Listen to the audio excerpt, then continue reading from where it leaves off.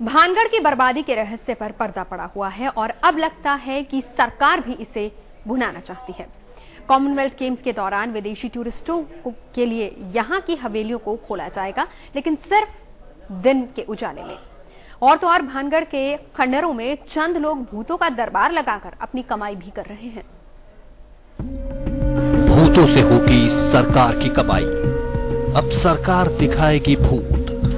भूतों के बीच घूमेंगे सैलानी। जैसे जैसे सूरज ढलता है, भानगढ़ के किले के आसपास लोगों के कदमों की रफ्तार तेज हो जाती है। हर कदम भूत की हवेली की सरहद को शाम ढलने से पहले लांघ जाना चाहता है। इलाके के लोगों को यकीन है कि यहाँ भूत रहते हैं।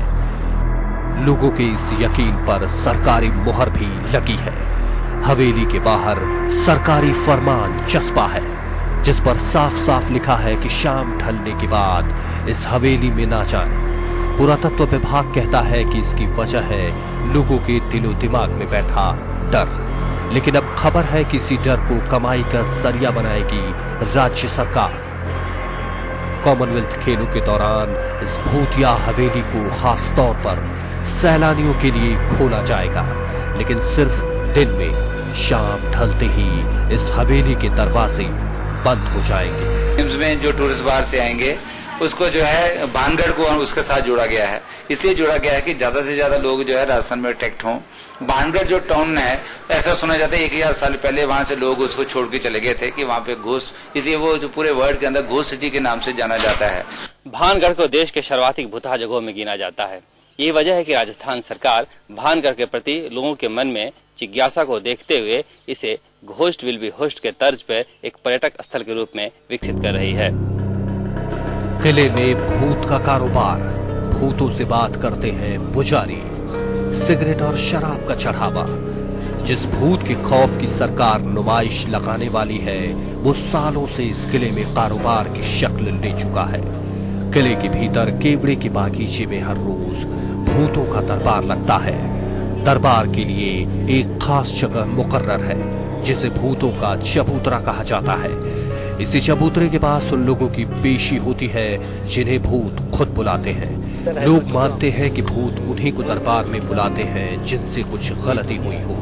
लोग अपनी समस्याएं यहाँ के पुजारी को बताते हैं और फिर वो पुजारी भूतों तक उनकी बातें पहुँचाने का दावा करता है। फिर भूत ही पुजारी को समस्या का निदान बताता है। भूत को खुश करने के नाम पर यहाँ चढ़ावे भी अजीब अजीब से चढ़ाए जाते हैं। कोई भूतों को सिगरेट पिलाता है तो कोई शराब। हैरत होती है यहाँ पढ़े लिखे लोगों की मौजूदगी से। जैसे मान लो मैं बीमार हो रहा हूँ और मेरे कोई परेशानी है, मैं हिलने लग गया, जैसे कोई ऊपरली हवा, गंदी हवा मेरे लग गई और मैं यहाँ पे आ गया और वो हवा रुक गई, मैं बिल्कुल स्वस्थ हो गया, एकदम अच्छा। वैसे पता चलता है।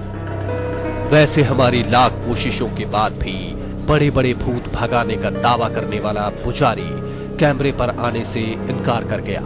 हैरानी थी कि जब हमारा कैमरा चालू हुआ तो अजीब अजीब सी हरकत कर रहे लोग भी शांत हो गए। सच क्या है मालूम नहीं। यहाँ आकर लोगों की समस्याएं दूर होती हैं या नहीं, ये भी कहा नहीं जा सकता। लेकिन लोगों की समस्याओं से पुजारी के जेब और पेट दोनों ही खूब भरते हैं, ये तो तय है। शरद कुमार, भानगढ़ आज तक।